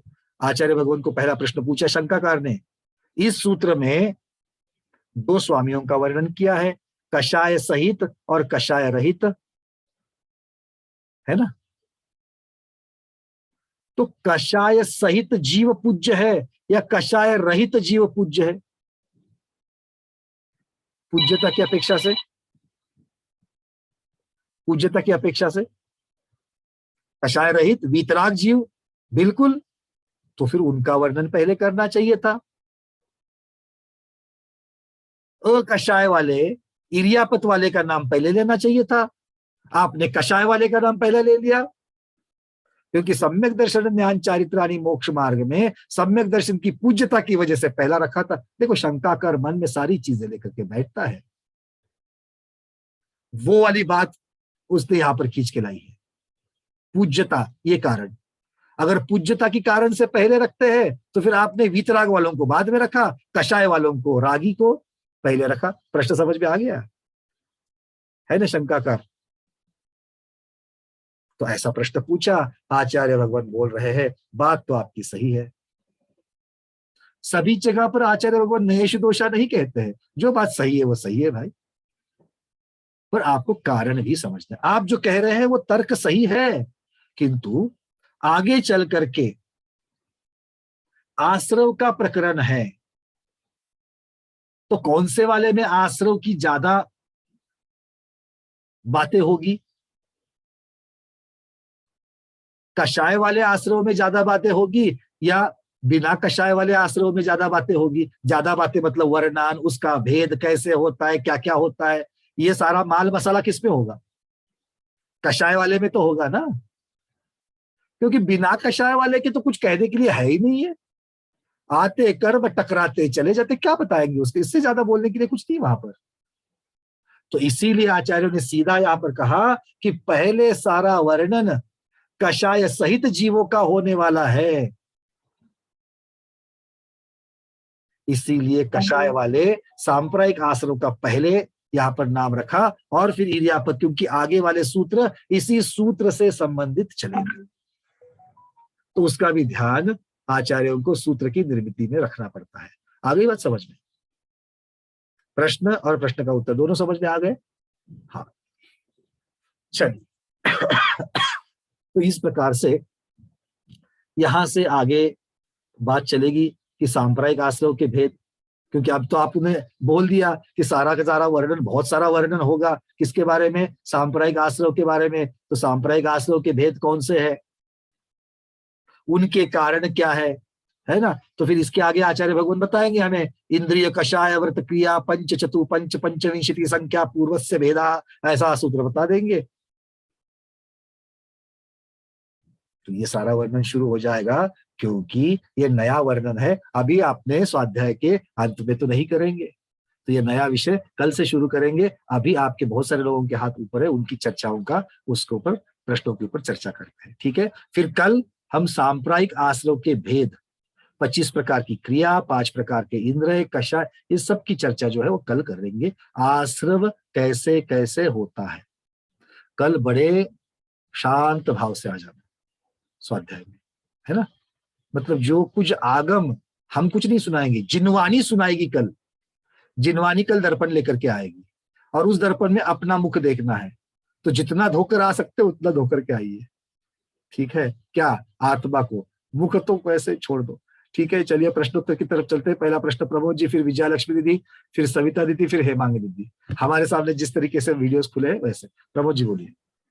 आपने इसे कहा ना कि एक से स्थान में ईर्यापत भी होता है, आश्रव तो ईर्यापत कब होता है? वो नहीं, वहां पर आपको ये देखना है, योग की अपेक्षा से हमने वहां पर कहा कि पहले 1 से 10 में जो होता है वहां उसका नाम ईर्यापत नहीं होगा। योग के निमित्त से पहले से 10 में भी होगा, बट कोरे योग की वजह से, शुद्ध योग की वजह से नहीं होगा, इसलिए उसको ईर्यापत नहीं कहेंगे। शब्दों को अगर आपकी भ्रांति हुई तो उसको क्लियर कर देना कि 1 से 10 इसमें योग की अपेक्षा से भी वहां पर हो रहा है, बट कोरे शुद्ध योग की अपेक्षा से नहीं, मिथ्यात्व वाले योग से, अव्रत वाले योग से, कषाय वाले योग से, प्रमाद वाले योग से हो रहा है। इसीलिए वो सांप्रायिक आश्रम में आ जाएगा। योग है किंतु वो सारा सांप्रायिक आश्रम में आएगा। और कोरे शुद्ध योग की अपेक्षा से जो ईर्यापत आश्रय होगा वो 11, 12 और 13। कहना आपको ये हुआ कि एक में दोनों योग और कषाय दोनों के साथ होगा और वहां अलग होता है। जहाँ शुद्ध योग है वो अलग और जहां पर अशुद्ध योग है वहां अलग। जी अच्छा, मैं एक्चुअली थोड़ा सा कंफ्यूजन इसलिए। कोई बात नहीं, अच्छा हो गया आपने पूछा। आपके माध्यम से बाकी लोग भी अपनी भ्रांति को क्लियर करना, जो ऑडियो वीडियो देख रहे हैं सुन रहे हैं वो भी क्लियर कर लो। ठीक है, क्योंकि बहुत बार क्या होता है ना, बात करते करते नहीं वो उसके लिए कहते हैं ना, नया बेड बक, मतलब नई खटिया जब लाते तो नया खटमल आ जाता है। वैसे नहीं होना चाहिए। नया विषय जब सुन रहे हैं उसमें से नई भ्रांति हो सकती है, किंतु उसको निराकरण करना है। चलिए विजया लक्ष्मी दीदी बोलिए। 11, 12, 13 में ईर्यापत आश्रव रहता है, तो मुझे पूछने का था 11वें गुणस्थान पे जो उपशम मुनि रहते हैं तो उनको एक्चुअली उनकी समझो उसी 11वें गुणस्थान आए बाद आयु खत्म हो गई, तो उधर तो उनको ईर्यापत रहता है, मतलब स्थिति बंद नहीं होता है, कर्म का लगता है और चले जाता है। फिर वो उधर उनकी आयु खत्म हो गई, तो जब वो सर्वार सिद्धि जाते तो 0 कर्म लेकर जाते हैं क्या? ऐसा थोड़ी हो गया। अच्छा प्रश्न पूछा है, अभी आपके प्रश्न से ही उत्तर देते हैं। 11वें गुणस्थान में आयु पूर्ण होने से पहले कितनी देर तक गुणस्थान में आते हैं फिर? नहीं, वो तो बात की बात छोड़ दो, उसको तो विग्रह गति की बात होगी। हम तो 11वें गुणस्थान की बात करते हैं। 11वें गुणस्थान में कितनी देर तक टिके थे? अंतर्मूर्त तक। अंतर्मूर्त मतलब उस अंतर्मूर्त में जो बंद हुआ, जो आश्रय हुआ, वो ईर्यापत वाला हुआ, है ना। और उसके पहले सुनो, नहीं 11वें गुणस्थान को आने तक उनके कषाय भी सब देखो 0 हो दीदी, जाते हैं आप ना? कर्म को आगे लेकर जाने की बात कर रहे हो।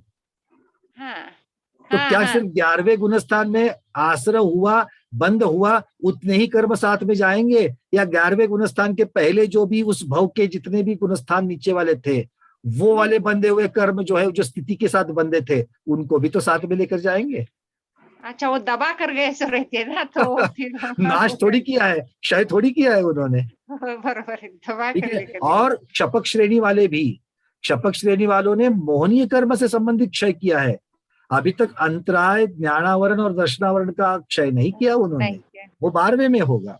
ठीक है, चलिए बिल्कुल। तो हाँ, ये बात तो पक्की है कि 11वें गुणस्थान में जितना आश्रय हुआ है उससे संबंधित कोई भी कर्म साथ में लेकर के नहीं जाएंगे, क्योंकि स्थिति बदलेगी। तो आपने बताया कि शुभ कर्म के साथ अशुभ भी बनते हैं और अशुभ के साथ शुभ भी बनते हैं कर्म।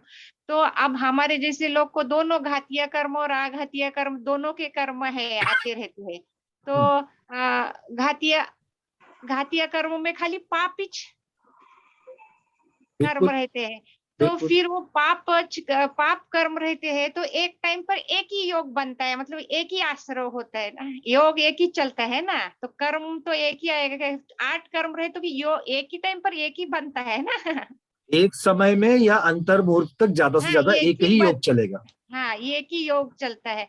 तो मुझे पूछना था तब फिर, अब हम घातीय कर्म का ये योग है तो वो बन रहे, तो उसमें शुभ कहाँ से बनेगा, खाली अशुभ ही बनेगा ना। तो आपको ये समझना है कि आपने योग की बात करी, फिर मन का हो, वचन का हो, काय का हो, जो भी अंतर्मूर्त के लिए चल रहा है, या जितने समय के लिए चल रहा है, उतने के लिए अगर आपकी क्रिया अशुभ हो रही है तो अशुभ के लिए ज्यादा कौन से बंधेंगे? घाती कर्म तो बंधेंगे। हाँ। उसके साथ साथ में अघाती वाले में से कुछ पुण्य प्रकृतियां भी बंधेगी। पर एक समय में एक ही बनता है ना योग। हम योग की बात ही नहीं कर रहे, योग तो कारण हो गया।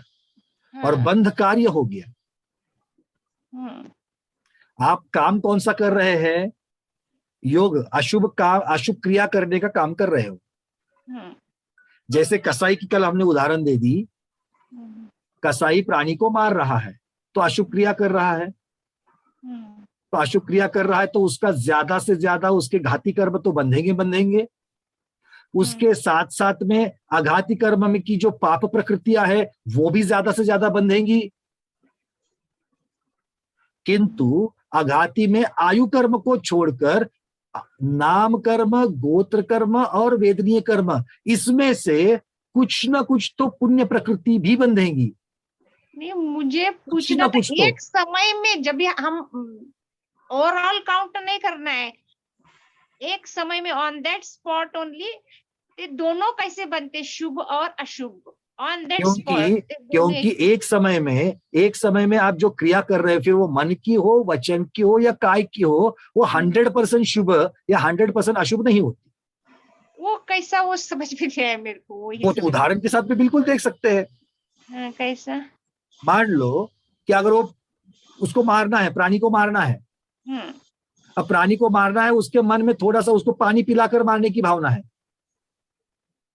नहीं, मारने की भावना ही खत्म हो गया एक समय, तो अशुभ भाव बन गया, अभी उसमें शुभ कहाँ से आया? इस प्रकार से आश्रव नहीं होता, इस प्रकार से बंध नहीं होता। आश्रव बंध की प्रक्रिया, आश्रव आने की प्रक्रिया, उस क्रिया से, एक क्रिया जो आपकी चल रही है, एक समय में क्रिया पूर्ण हो जाएगी। एक समय में सारी क्रिया पूर्ण हो जाएगी। जैसे हमने उदाहरण दिया था, एक कागज का गट्ठा है और उसमें से आप सुई डाल रहे हो, तो हर एक पेज में से जाने का, सुई जाने का कुछ ना कुछ तो कालावधि हुआ कि नहीं हुआ? तो सारी क्रिया से तो आपके भाव क्या प्रति समय बदलते हैं क्या? नहीं, पर एक गट्टे में क्यों, एक मिनट, आपको अभी स्टेप बाय स्टेप चलना है। आश्रव का कारण क्या है? भाव है। तो भाव प्रति समय बदलते हैं क्या? हाँ, बदलते हैं ना, भाव तो चेंज कैसे बदलते हैं? प्रति समय थोड़ी बदलते हैं भाव। जो भाव हुआ है वो कुछ ना कुछ तो समय के लिए टिकेगा या नहीं टिकेगा? हाँ, टिकता है, करेक्ट है, टिकता है ना। तो जो भाव टिकते हैं, तो अब जो कसाई के मारने के भाव है वो इस समय जितने हैं, अगली समय भी उतने ही रहेंगे, नहीं रहेंगे, उसके बाद रहेंगे नहीं रहेंगे, पर जिस समय उसके उतने भाव रहेंगे तभी तो क्या आपको कहना ऐसा है कि अभी इस समय उसको मारने के भाव है, अगले समय बचाने के भाव है उसके? तो मतलब शेड्स चेंज होगी, भावों की शेड चेंज होगी, किंतु अशुभ की तीव्रता कम कम होते जाएगी, पर वो है तो अशुभ की। इस समय में अशुभ की जितनी तीव्रता थी, अगले समय में हो सकता है कम हो जाए, फिर कम हो जाए, फिर कम हो जाए, फिर कम हो जाए, और इसका एकत्रित इफेक्ट अशुभ ही कहलाएगा। किंतु प्रति समय वो कम होती गई है, तो प्रति समय कम होती गई है, फिर भी है तो अशुभ की ही। तो अशुभ की है तो अशुभ का आश्रव भी होगा, और जब अशुभ का आश्रव होगा तो अशुभ का आश्रव किसकी अपेक्षा से कहा है? घाती का की अपेक्षा से नहीं, अघाती की अपेक्षा से कहा है। क्योंकि आएंगे तो घाती कर्म भी आएंगे, अघाती कर्म भी आएंगे, आयु कर्म को छोड़ करके सभी आएंगे। हाँ, आएंगे, लेकिन एक ही लेंगे उसमें से कौन सा, तो ऐसा है ना वो। ऐसा सिद्धांत नहीं है। नहीं है क्या? ऐसा सिद्धांत नहीं कि एक ही प्रकार के लेंगे। अभी इस प्रकार का लेंगे ऐसा नहीं, एक समय पे एक ही लेंगे, कोई भी 8 कर्म आएंगे तो ऐसा 8 कर्म में से एक कर्म लेंगे, ये किसने बताया? मेरे को लगा एक ही योग। नहीं, ऐसा नहीं है। एक समय में 8 कर्म में से 7 कर्म का गुच्छा बंधेगा। अच्छा, हाँ। अब ध्यान रखना, आप जो क्रिया कर रहे हो वो भले शुभ हो, अशुभ हो, तीव्र हो, मंद हो, जो भी हो, एक समय में जितना आप कर्म को खींचेंगे, एक कर्म का गुच्छा खींचा आपने, वो जो कर्म गुच्छा खींचा उसमें अगर आयु की अभी आपकी ओपन नहीं है विंडो, आयु को छोड़ करके 7 कर्म का गुच्छा खींचा। अब वो 7 कर्म का जो गुच्छा आया है उसमें से कौन सा कर्म ज्यादा है, कौन सा कर्म कम है, इसका भी गणित कर्मकांड में दिया गया है कि कौन से कर्म का अनुभाग ज्यादा पड़ता है, किसका कम पड़ता है, किसका मध्यम पड़ता है, ये सबका गणित है। उस गणित पर आएंगे 8वें अध्याय में हम लोग। अब यहाँ पर समझने वाली बात इतनी ही है कि आएगा तो 7 कर्मों का गुच्छा आएगा, कम ज्यादा अल्प बहुतों में आएगा।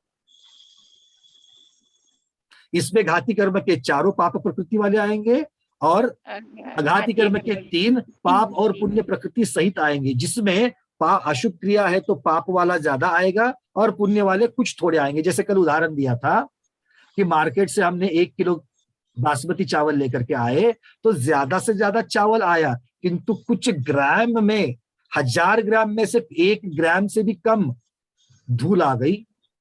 वो मुझे समझ में आएगा, एक्चुअली कॉन्सेप्ट मैंने रॉन्ग पकड़ा था। आपने बोला 8 कर्म का गुच्छा बनता है, फिर वो एक समय, वो मुझे कॉन्सेप्ट रॉन्ग हो गया था मेरा। कर्म का, आयु कर्म का बंद हो रहा है, अगर उस वाली स्थिति है तो 8 कर्म का गुच्छा आएगा, और बाकी समय में अपकर्ष काल नहीं है तो 7 कर्म का गुच्छा आएगा। हाँ, तो वो मुझे लगा एक ही कर्म एक साथ ऐसा नहीं, तो और मुझे लगता है रॉन्ग पकड़ा था। और आपके प्रश्न के साथ में एक बात बता दूं, कल किसी का एक प्रश्न व्हाट्सएप पर था कि जब ये कर्म आते हैं तो विसर्जोपचय की अपेक्षा क्या हर एक कर्म का विसर्जोपचय अलग अलग होता है? तो हाँ, आचार्यों ने इसका उत्तर हाँ दिया है। मतलब सभी प्रकार के कर्म पुद्गल परमाणु ज्ञानावर्णीय कर्म बन करके नहीं आएंगे, सभी प्रकार के पुद्गल परमाणु दर्शनावर्ण करके नहीं आएंगे। तो ज्ञानावर्णीय का बंधने के लिए ज्ञानावर्णीय का ही विसर्जोपचय चाहिए, दर्शनावर्णीय का बंधने के लिए दर्शनावर्णीय की विसर्जोपचय चाहिए। मतलब अगर गेहूं की रोटी बनानी है, आटे की रोटी, उस वाली चपाती बनानी है तो गेहूं का आटा चाहिए, भाकरी बनानी है तो या तो बाजरे का नहीं तो ज्वार का आटा चाहिए, मिसी रोटी बनानी है तो उस प्रकार का आटा चाहिए। तो विसर्जोपचय हर एक कर्म का अलग अलग होता है। होगा एक जगह पर, आएंगे भी एक साथ में, किंतु हर एक का रॉ मटेरियल अलग अलग है, ऐसा आचार्यों ने कहा है। मतलब अपनी आत्मा पर 8 विसर्जोप रहते, 8 कर्म के क्या? तो धौला जी में ये प्रश्न भी उठा है, तो फिर कार्बन वर्गना को 8 प्रकार की कार्बन वर्गना में क्यों विभाजित नहीं करते? कार्बन वर्गना को एक ही क्यों कहा? एक प्रकार की कार्बन वर्गना क्यों कहा? 8 प्रकार की क्यों नहीं कहा? तो आचार्य ने वहां पर वीरसेन स्वामी ने उत्तर दिया है उसका कि अगर ओवरऑल अगर आप देखेंगे तो वो है तो कार्बन वर्गना, इसलिए उनको कार्बन वर्गना कहा है। किंतु विसर्जोपचय की अपेक्षा से अगर आप उत्तर भेद करने जाओगे तो 8 प्रकार के विसर्जोपचय हो जाएंगे। ठीक है, क्लियर है? चलिए जल्दी से 2-3 प्रश्न और आएंगे, उनको बताइए। हेमांगी जी पूछिए।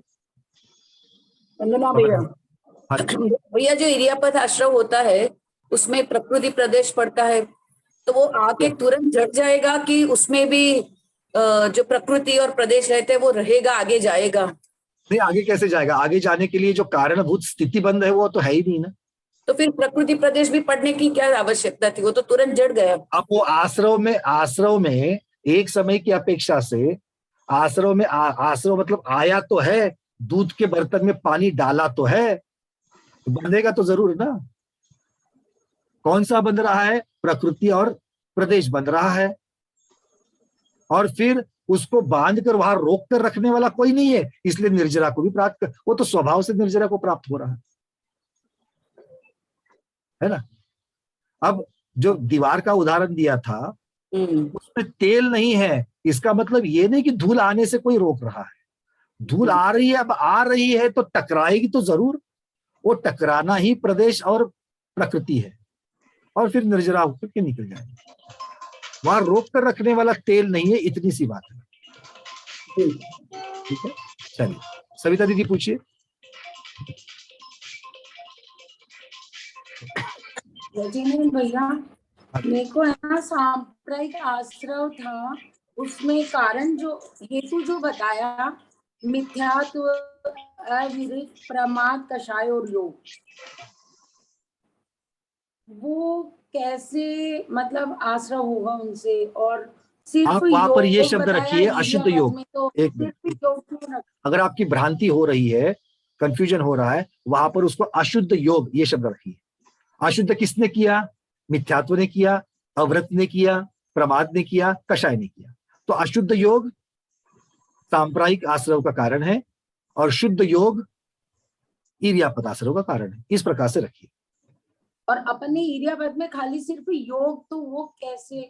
अभी तो बताया मैंने, वहां पर मिथ्यात्व है क्या 11वें गुण स्थान में, अव्रत है क्या, प्रमाद है क्या, कषाय है क्या? नहीं है, सिर्फ योग है। क्लियर? अच्छा बात।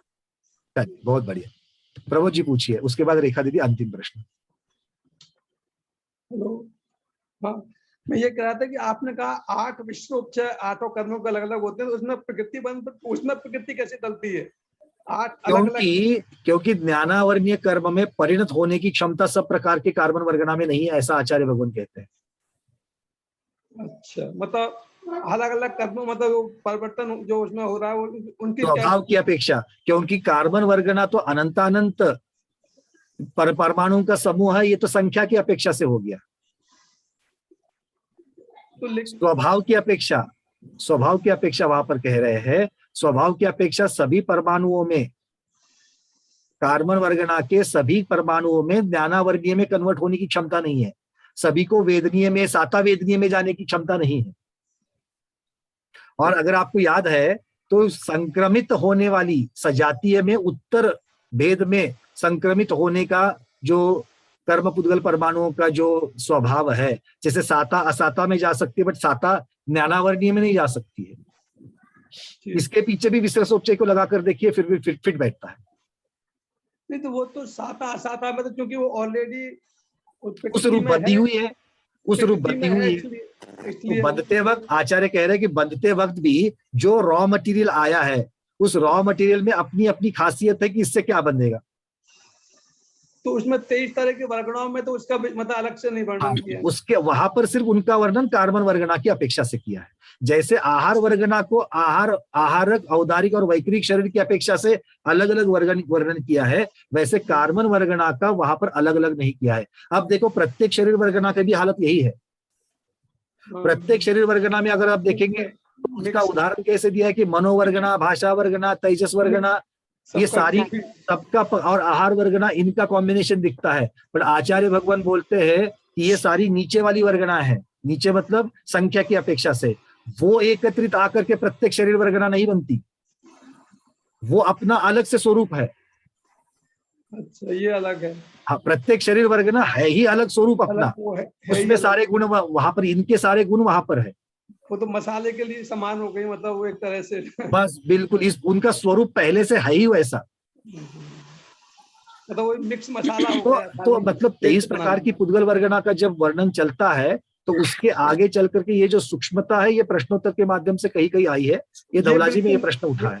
ये बिल्कुल मेरे लिए नहीं था। मतलब हम तो समझते हैं कि ये जो विश्वोपचय है जो न्यूट्रल होता है, हमें तो एक्चुअल में इतना ही मेरे संज्ञान में न्यूट्रल मतलब इस प्रकार से। अब देखो, वो नौकर, अब अगर आप इसके पहले वाली भी अगर चर्चा देखेंगे तो नो कर्म का विश्रसोपचय शरीर बनाने के काम आ रहा है, वो कार्बन वर्गना के काम में नहीं आ रहा है। तो जैसा वो भी तो पुद्गल वर्गना है, ये भी तो पुद्गल वर्गना है। लेकिन नो कर्म की तो बात बार बार होती है, नो कर्म वर्गना, लेकिन कार्बन वर्गनाओं में इसकी बात कभी ज्यादा कभी अलग से नहीं हुई कि ये तो ये कभी किसी माध्यम से, क्योंकि देखो धवला जी में आया है तो इतना सूक्ष्म प्रकरण है, कहीं ना कहीं तो उसकी शंका आई, तभी तो वीरसेन स्वामी ने उत्तर दिया उसमें। वही चीज, मतलब ये मतलब हमारे लिए बिल्कुल नया, मतलब ज्ञान में खुशी बनाइए, दिवाली का दिन है, नई चीज, इतनी बढ़िया चीज आपको पता चल गई है ना। चलिए रेखा पूछिए। आपने बताया शुभ भाव के अशुभ भाव बनते हैं तभी पुण्य प्रकृतियां भी कुछ बनती है, घाती कर्म अघाती कर्म, तो क्या है दोनों का ऐसा नियम ही है, साथ बनते ही है? बिल्कुल बिल्कुल, ये नियम है। पर क्या है कि 99.99%, उदाहरण के लिए कहता हूँ, जैसे अभी उदाहरण दिया था ना कि बासमती चावल के सामने धूल कितनी होगी, बहुत बराबर कम होगी, कूड़ा कचरा कितना होगा, थोड़ा होगा, बस इतनी सी बात। हाँ। बट होगा तो होगा, मतलब सूक्ष्मता से देखोगे तो है, ऊपर ऊपर से देखोगे तो ऊपर से तो आपने बासमती चावल करके तो उठा कर लेके आया। बराबर है। हाँ। और जब आपने बोला कि बंद होता है और वितरागी के साथ कुछ कर्म प्रकृति आती है तो टकरा के जाती है, तो उससे क्या कहेंगे हम लोग? वो ये कहेंगे कि वहां पर नए कर्म बंध कर और उनको संसार में अटका नहीं रहे। हाँ। 10वें गुण स्थान तक जितने भी कर्म बन रहे हैं वो संसार में रोकने का काम कर रहे हैं, मोक्ष से दूर करने का काम कर रहे हैं, किंतु उसके ऊपर वाले जो है इरियापत वाले, वो संसार में रोकने का काम नहीं है, वो तो आकर जा रहे, उसका कोई मतलब नहीं है, संसार में अटकाने का मतलब नहीं हो रहा है ऐसा। हाँ हाँ। ये बहुत महत्वपूर्ण बात है। हाँ। ठीक है। हाँ। क्योंकि नया कुछ बंधेगा नहीं, नया कीचड़ लगेगा नहीं, तो फिर धोने का प्रश्न ही नहीं है, नहीं यार, है ना। इस प्रकार से गंगवाल जी अंतिम प्रश्न पूछिए। हाँ, एक विश्वोपचय में जितनी कारमान वर्गना होती है वो सारी की सारी नहीं बनती, ऐसा मतलब हो जाएगा ना? क्योंकि 11 वर्णीय कर्म की समझो 10% समझा रहा हूँ मैं, समझ रहा हूँ ऐसा कि समझो एक विश्वोपचय में 11 वर्णीय कर्म की 10% कारमान वर्गना है और उतना हमने कर्म बांधा नहीं है, 7% का ही बांधा है, तो 3% जो कारमान वर्गना बच जाएगी वो वेस्ट हो जाएगी, सारी की सारी कारमान वर्गना यूज नहीं होगी। इस प्रकार से नहीं होता, इस प्रकार से नहीं होता है, जितनी आनी है उतनी ही आती है, बाकी विश्वोपचय के रूप में ही बनी रहती है। क्योंकि देखो उदाहरण देता हूं मैं आपको, सामने लोहे का चूरा पड़ा हुआ है, लोहे का चूरा पड़ा हुआ है और हम उसके सामने चुंबक लेकर के जाएंगे, तो चुंबक को बीच में जितना डिस्टेंस है उतने परिस्थिति में चुंबक की तरफ कुछ ही लोहे के टुकड़े, लोहे का चूरा जो है वो आकर्षित होता है, सारा का सारा नहीं होता है। मतलब आकर्षित किसको किया जा रहा है, आकर्षित करने की शक्ति कितनी है, उस प्रकार से ही कर्म आ जाएंगे। और ये किसके ऊपर डिपेंड है, किस प्रकार के भाव हुए हैं, उसका कारण, खींचने का कारण। तो खींचने का कारण जो है उसी प्रकार से सामने वाली चीज खींची जाएगी। नहीं, ये तो समझ गया कि सामने वाली चीज खींची जाएगी। अब समझो एक विश्वोपचय जो खींची नहीं जाएगी वो वहीं पर रहेगी विश्वोपचय के अपेक्षा से। तो वो अगले विश्वोपचय के ग्रुप में चले जाएगी क्या? वो कारमान अगले, क्या होगा? सुनो, अगले ग्रुप में मतलब कहा वहीं पर रहेगी, अगली बार जब खींचा जाएगा उसमें वो सम्मिलित रहेगी। अच्छा, मतलब अगला विश्वोपचय का जो ग्रुप है उसके साथ रहेगी वो? बिल्कुल उसके साथ रहेगी, बिल्कुल। क्योंकि एक बात याद रखना, वो कर्म रूप परिणत होने की उसमें क्षमता है, किंतु कर्म रूप परिणत नहीं हुई है, क्योंकि आपके बोलने में आप ये पहले से पकड़ करके चल रहे कि वहां पर ज्ञानावर्ण कर्म की ही उतनी है। हाँ, ऐसा नहीं है, ऐसा नहीं है। अगर ज्ञानावर्ण कर्म की अगर 7% ही बंधनी है तो 7% के लिए उसमें जितना लगने वाला मटेरियल है उतना ही वहां पर प्रदेश बंध में आएगा। प्रदेश बंध का क्यों बात यहाँ पर होती है, कितनी क्वांटिटी में आए। हाँ, ये गणित यहाँ पर लगता है। तो प्रदेश बंध में उतना ही मटेरियल लिया जाएगा जितना 7% अगर ज्ञानावर्ण का बंधना है तो 7% के लिए लगने वाली उतना ही उसमें से विश्वोपचय में से लिया जाएगा, बाकी वहीं पर रहेगा, अनादिकाल से वहां पर। मतलब विश्वोपचय में पर्टिकुलर कर्म की वर्गना, पर्टिकुलर कर्म में बदलने की जो शक्ति है वो फिक्स नहीं है, जितना जैसा वो शक्ति, वो उसमें आंतरिक शक्ति उनमें है, उपादान उनमें है, कार्बन वो विश्वोपचय में है, और परिणत करने का कारण कौन कर रहा है, आश्रव कर रहा है, भाव कर रहा है, आश्रव और बंध उसका काम कर रहा है। ठीक है, ठीक है, चलिए। और भी जैसे जैसे आगे बढ़ेंगे, जितना सर्वार सिद्धि का विषय है उसके ऊपर चर्चा होगी, और इसमें और जितना मैं समझ सकता हूँ कि आप जैसे कुछ स्वाध्यायी है कि जिनका कर्म के बारे में, कर्म प्रकृतियों के बारे में जितनी नई नई चीजें बाहर आ रही है और चर्चा करनी है आपको लोगों को, बिल्कुल करनी है। बट यही तो आगे देखते सर्वार सिद्धि का जितना विषय है उसकी अपेक्षा से करेंगे, और फिर कर्मकांड का जब विषय आएगा तो सिर्फ यही चर्चा चलेगी, है ना। ठीक है, चलिए तो आज के स्वाध्याय को गुरुओं के श्री चरणों में बारंबार नमोस्तु इच्छामि वंदामि करते हुए यहीं पर समापन करते हैं। जैनम जयतु शासनम, जैनम जयतु शासनम।